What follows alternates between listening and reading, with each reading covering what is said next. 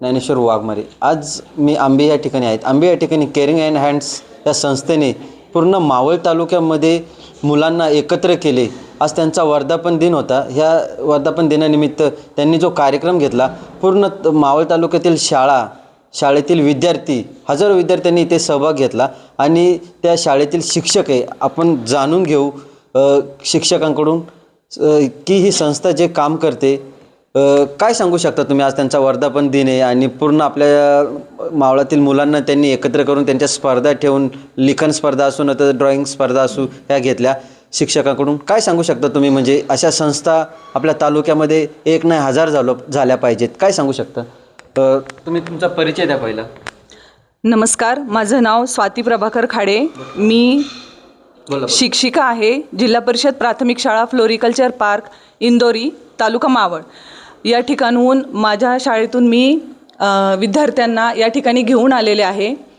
7 जानेवारी 2026 रोजी caring hands आयोजित कलाश्रम प्रकल्पाला दशकपूर्ती होत आहे. त्यानिमित्ताने अतिशय सुंदर अशी एक ॲक्टिव्हिटी म्हणूयात आपण या ठिकाणी राबवलेली आहे. विद्यार्थ्यांसाठी निबंध स्पर्धा आणि चित्रकला स्पर्धा आयोजित केलेल्या आहेत.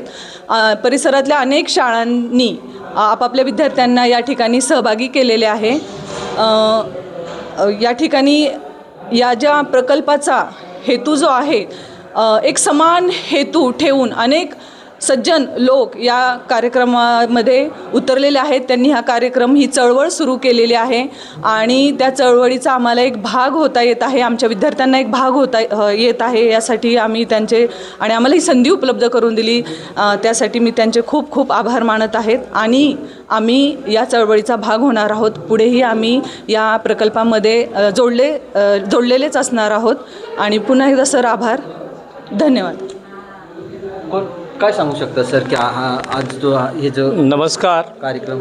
मी श्रीराम विद्यालय नवला कुंभरे या माध्यमिक विद्यालयामध्ये सहशिक्षक म्हणून काम करत असून माझं नाव युवराज शामराव सोनकांबळे.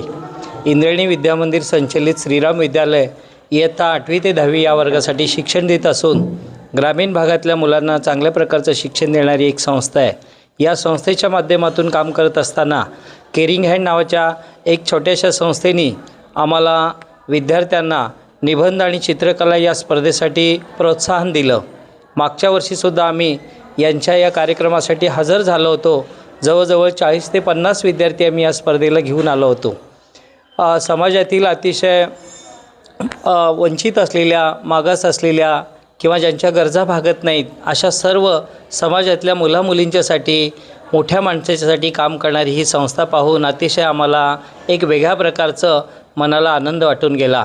निश्चितच मुलांना भविष्य घडवण्यासाठी केअरिंग हँडसारख्या संस्थेनी सर्वतोपरी प्रयत्न करतात आणि त्यांचे जे रवींद्र चव्हाण सर आहेत सेक्रेटरी, यांनीसुद्धा चांगल्या प्रकारे आम्हा सर्व शिक्षकांना मार्गदर्शन केलं.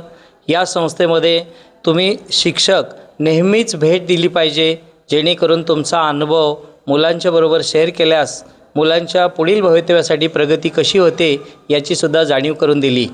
निबंध आणि चित्रकला स्पर्धा हा एक त्यांनी छोटासा भाग म्हणून स्पर्धा घेतली. स्पर्धेचा उद्देश हा होता की समाजातल्या सर्व मुलामुलींना एक चांगल्या प्रकारे पुढील भविष्यामध्ये जीवन जगता यावं, हा उद्देश डोळ्यासमोर ठेवून सर्वांना एकत्र करण्याचा प्रयत्न ही संस्था वारंवार करते. जवळजवळ गेली 10 वर्ष ही संस्था खूप चांगल्या पद्धतीनं काम करत आहे. आम्ही जवळच्याच वातावरणात असल्यामुळं या संस्थेला अतिशय चांगल्या पद्धतीनं आम्ही त्यांची माहिती घेतो, पाहतो आणि वारंवार आम्ही यापुढे भेट देऊ असं मी संस्थेच्या वतीने या ठिकाणी सांगतो. धन्यवाद. काय सांगू शकता तुम्ही? केअरिंग हँड्स या संस्थेमध्ये आज आल्यानंतर माझं तर पहिल्यांदाच प्रथमतः इथं येणं झालं. जे काही सरांनी, रवींद्र सरांनी आता जी काही माहिती दिली त्यानुसार जर केलं, प्रत्येकजण आपण म्हणत असतो की समाजामध्ये आपल्याला काही वंचित घटक आहे, परंतु आज ह्या शाळेत ज्ञानाचा हा पहिला दिवा म्हणजे शाळेपासून पायाभूत गरज म्हणून सुरुवात केली जाते. तर ह्या ठिकाणी आम्हा सगळ्या शाळेतल्या विद्यार्थ्यांना इथं येऊन बोलून घेताना कोणत्याही प्रकारे विद्यार्थ्याची निवड केलेली नाही आहे. सर्वोत्तम ज्या विद्यार्थ्यांची रुची आहे अशा विद्यार्थ्यांनी ज्या विद्यार्थ्यांची इच्छा असेल त्यांनी सर्वांनी सहभागी व्हा म्हणून आलो. आणि आणि इथं आल्यानंतर विद्यार्थ्यांमध्ये असणारा पुस्तकी ज्ञानाच्या पलीकडे जे सुप्त गुण आहेत, ह्या सुप्त गुणांना इथं आल्यानंतर मुलांना, विद्यार्थ्यांना त्यांच्या सुप्त गुणातनं जो काही आनंद मिळाला आणि तो आनंद सगळीकडे मावून त्यांच्या ज्या कलागुणांना वाव मिळण्याचं एक साधन इथं निर्मिती केली. त्याच्याच बरोबर सरांनी आता काही गोष्टींमधनं आपल्याला समाजामध्ये असणारे वंचित घटक म्हणजे वृद्धांपासून तर ज्या अंध असणाऱ्या गुरांना, गायन जे आहेत असे निराधार सोडलेल्या अशा पाळीव प्राण्यांना देखील इथं कसं काय त्यांची जोपासना केली जाते. म्हणजे आपण फक्त म्हणतो पण नुसतं म्हणून दुसऱ्यांना मार्गदर्शन घेण्यापेक्षा इथं प्रत्यक्षात ते अनुभव करून ते कृतीतनं ह्या ठिकाणी दाखवलं जातं. हे समाजापर्यंत एक त्यांनी एक म्हणतो की नाही एक आदर्श, जसं आत्ता मॅडमनी बाबासाहेब आंबेडकरांचा उल्लेख केला किंवा सावित्रीबाई फुले ह्यांच्या दाम्पत्याचं उदाहरण केलं, ते तर आदर्श आहेत. पण असेच काही घटक आपल्या समाजामध्ये आत्ता देखील कार्यरत आहे आणि जिवंत आहे. त्याच्यामुळेच आपलं संविधान कसं जिवंत आहे हे ह्या अनुभवातनं आपल्याला इथं अनुभवायला मिळालेलं आहे. खूप छान सांगू शकता. काय सांगू बोलणार आहे? बोला. मी सौ मंजुषा हरिश्चंद्र शिवदे, जिल्हा परिषद प्राथमिक शाळा निगडे येथे कार्यरत आहे. आणि आज केअरिंग हँड्स या संस्थेने ही जी स्पर्धा इथे आयोजित केलेली आहे, या स्पर्धेला मी 20 विद्यार्थी शाळेतून घेऊन आलेले आहे. आणि दरवर्षी ज्या वर्षापासून ही संस्था इथे ओपन झालेली आहे, आमच्या शाळेचा सहभाग नेहमीच या संस्थेद्वारा ज्या स्पर्धा घेतल्या जातात त्यामध्ये शाळेचा सहभाग हा उल्लेखनीय असतो. आणि विशेष म्हणजे मला ह्या संस्थेचे आभार मानायचे आहेत की त्यांनी आमच्या मावळ तालुक्यातील तळागाळातील जी मुलं आहेत त्या मुलांच्या विकासासाठी त्यांनी या स्पर्धा आयोजित केलेल्या आहेत. आणि या स्पर्धेचं मीच आता माझ्या शाळेचं सांगते की सुरुवातीला मुलांचा उत्साह जरा कमी होता, पण आता मात्र मुलांना या स्पर्धेमध्ये जास्तीत जास्त मुलं स्वतःहून म्हणतात की मॅडम मला या स्पर्धेला उतरायचं आहे.